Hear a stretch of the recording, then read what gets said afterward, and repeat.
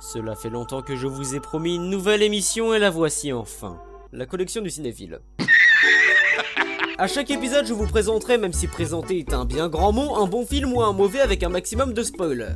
Qu'il est méchant. Aujourd'hui, ce sera The Evil Dead avec un groupe de jeunes dans une cabane au fond des bois. Tiens, ça me dit quelque chose, ça.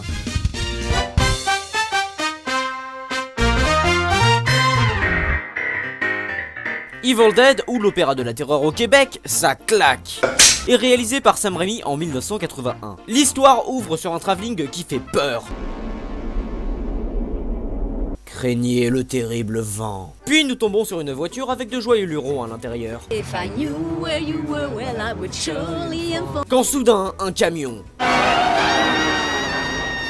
Oh, vous l'avez échappé belle. On nous présente Ash, Scott, allez vous faire voir, Cheryl, Shelly, se rendant dans une vieille cabane au fond des bois. J'ai comme une impression de déjà vu. Le gars qui nous loue a dit qu'il était un petit peu délabré et qu'il datait pas d'hier. Et le plus beau, c'est qu'il est bon marché.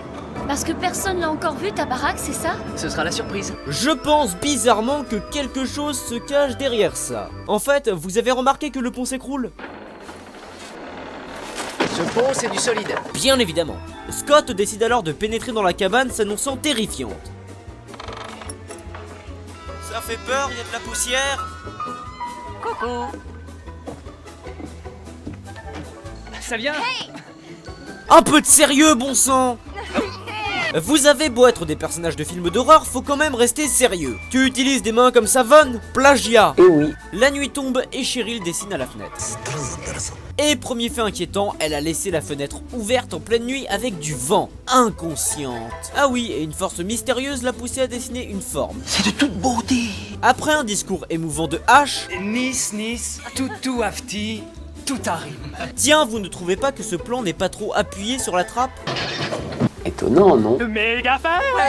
Les deux hommes courageux, excusez-moi, les gamins, visitent la cave et tombent sur un fusil. Et quelques objets étranges comme une lame, un livre avec de jolis dessins. On dirait ton ancienne petite amie. Restez sérieux 2 minutes s'il vous plaît. Et un objet avec un enregistrement dessus. Ils décident donc, lors de cette nuit lugubre, d'écouter l'enregistrement. L'ouvrage en question traite des démons, de leur résurrection, ainsi que de ces forces obscures qui hantent les forêts de l'humanité. Les incantations contenues dans cet ouvrage ont précisément pour vertu de les ramener à la vie.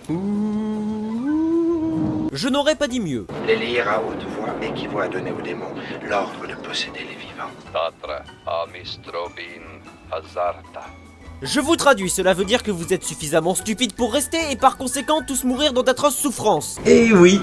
Un nouveau fait surnaturel fait son apparition. Après le terrible vent, voici un tas de feuilles mortes. Je suis un fantôme. Cette fois-ci, Cheryl n'en peut plus, elle se met à crier et cela coïncide avec l'entrée fracassante d'un arbre dans la fenêtre.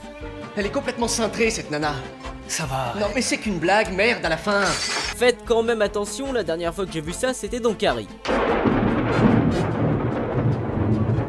Linda, si on restait un peu pour écouter l'orage. Pourquoi pas? Ouais.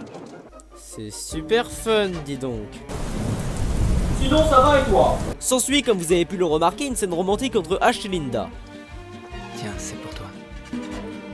Ah, j'étais vraiment un amour. Il est magnifique. Jamais il ne me quittera. Oh, c'est mignon!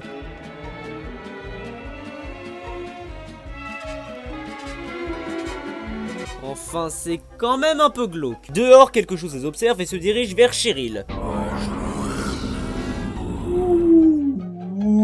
Elle sort puis s'enfonce dans la forêt. Y'a quelqu'un? Championne de l'année! Alors, à votre avis, que va-t-il se passer? Étonnant, non? Après s'être fait poursuivie par le travelling qui fait peur, elle rentre et explique la situation. Non, ce sont les branches qui m'ont attaqué. Elles sont vivantes, Ashley. Mais de quoi tu parles? Voyant que ses amis ne la croient pas, elle n'a qu'une seule réaction. Bon je vais pas vous déranger plus longtemps, hein. Ils remarquent rapidement qu'un de leurs seuls moyens de retour est détruit. C'est en kikinant tout de même. Les protagonistes se rendent compte qu'étrangement, quelque chose ne va pas avec Cheryl. Pourquoi nous allez vous tirer les larmes? Nous allons vous tuer un par un. Ce bout de caoutchouc attaque tout le monde à ma grande joie avant d'être enfermé dans la cave. On ne peut pas s'arrêter de vomir ces sons ignobles à la fin. Oh, je boufferai plus jamais de chili. Tout va rentrer dans l'ordre. Dois-je vous rappeler que vous êtes dans un film d'horreur? Qu'est-ce que je vous disais? Et j'aimerais savoir pourquoi Ash se prend toujours des armoires. Après avoir utilisé la lame de Kandar, ils démembrent cette charmante personne et vont faire quelque chose de très logique. Bon, est-ce que ça vous dit qu'on fasse une méga teuf? Non, plus intelligent.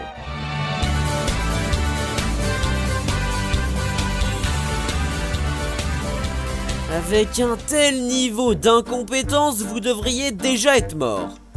Linda est en train de dormir. Non mais rentrez. Tu sais ce qu'on se tire d'ici. Et bon, voilà une bonne idée. Il est hors de question qu'on déplace Linda d'ici. T'as vu l'état de sa jambe? Félix, me casse de là. Je me fous de ce qui peut lui arriver. Je te ferai remarquer que c'est ta nana. T'as qu'à rester avec elle. Oh, ça c'est pas très gentil. En attendant, je me tire de cette baraque. De nuit. Bien évidemment. Espèce de crétin. Ash se retrouve donc seul et s'aperçoit que sa copine ne va pas bien, elle non plus.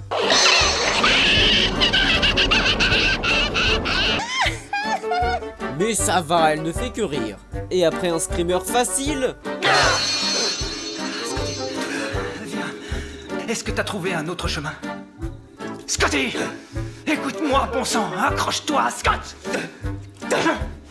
Ash, tu es quasiment en train de parler à un cadavre. Pourquoi tu lui donnes des coups? Bref, il enterre sa copine sous le feu des projecteurs et entre-temps, Cheryl est sortie de la cave, ça en fait des choses. Je vous passe directement à l'acte final, chaque personnage essaie de s'en prendre à lui tandis qu'il essaye de brûler l'ouvrage avec de jolis dessins qui, je le rappelle, est à l'origine de toute cette mascarade.